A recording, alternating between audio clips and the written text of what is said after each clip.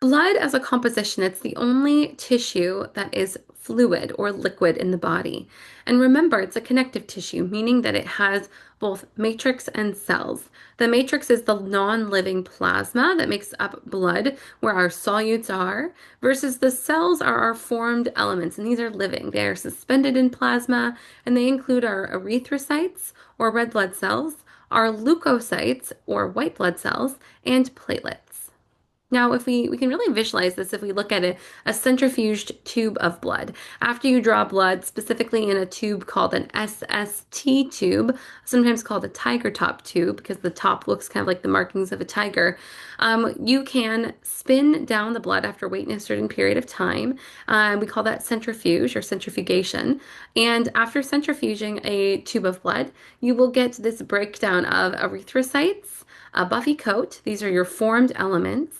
The erythrocytes make up about 45% of whole blood, and then you'll have this top layer, this plasma layer, and that's about 55% of whole blood, and that's all of the goods, like the solutes and some of the hormones. And a lot of times our blood tests are looking at our plasma and what's contained in the plasma. The middle layer, or the buffy coat layer, is the white blood cells and platelets. It's kind of whitish or cream colored. And one measurement that we can do is called a hematocrit measurement. That measures the percentage of blood volume, so of total blood volume, that is red blood cells. And so for our AMAT versus our AFAB individuals, there's different reference ranges. And so you would need to refer to your lab guides, and we'll talk about that more starting in your second year. But that is a measurement that is really looking at this percentage of formed elements. Spoiler, or I guess trigger warning here. So there's going to be blood in a lecture about blood. But some physical characteristics about blood. It is a sticky, kind of opaque fluid. It's metallic in taste.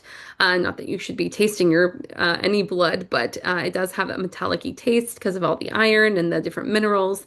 The color will look very different depending on oxygen concentration. Typically, the darker it is, the less oxygenated blood. And so typically blood more looks like this because we're drawing from venous sources. This would be more of oxygenated blood, that bright red blood, arterial blood. pH is between that 7.35 and 7.45. It's about 8% of total body weight, and averages vary in AMAB and AFAB individuals, but 5 liters is kind of the average volume of blood in a human. Plasma is this yellowish layer. It's kind of straw colored.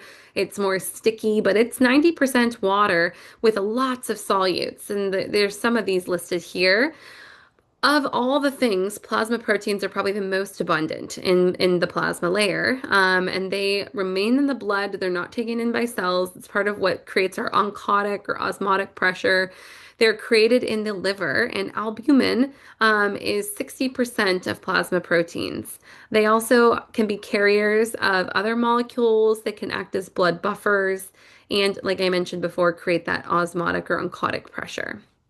So this is really, again, for your reference. Do not memorize these things right now. I think I'm not going to test you on these tables, but it's just helpful to see what is the breakdown, the composition of plasma. What are things that we could find in our blood plasma? These are things that we might need plasma or an SST tube to be able to test for. So it could help us decide what tubes we're going to draw when we're drawing blood.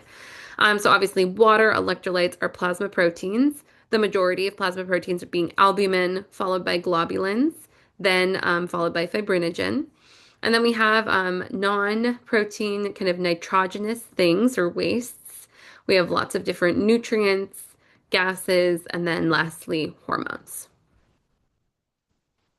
Looking at our non-plasma, but our formed elements in the blood, these things come from our bone marrow, and they include red blood cells, which do not have nuclei or organelles. There's white blood cells, which are complete cells, and then there's platelets, which are more cell fragments. Looking at our, when we come back, actually, we will jump into our formed elements, and we will start looking at erythrocytes as our first kind of formed element of blood.